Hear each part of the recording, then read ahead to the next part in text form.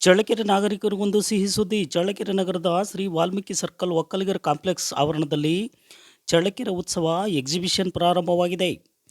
ಚಳ್ಳಕೆರೆ ಉತ್ಸವದಲ್ಲಿ ದುಬೈ ಚಿತ್ರ ಕೈಬೀಸಿ ಕರೆಯುತ್ತಿದೆ.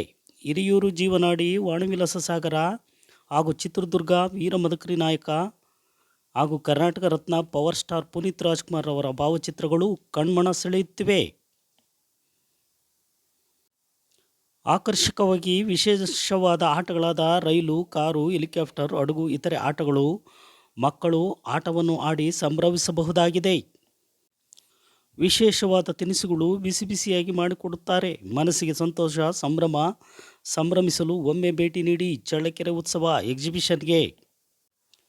ಆಕರ್ಷಕವಾದ ಮಕ್ಕಳ ಹಾಗೂ ಪೋಷಕರ ಮನರಂಜನೆ ಆಡುವಂಥ ನೋಡುವಂಥ ಆಟಗಳನ್ನು ಆಡಬಹುದಾಗಿದೆ. ಒಮ್ಮೆ ಭೇಟಿ ಕೊಡಿ ಚಳ್ಳಕೆರೆ ಉತ್ಸವಕ್ಕೆ.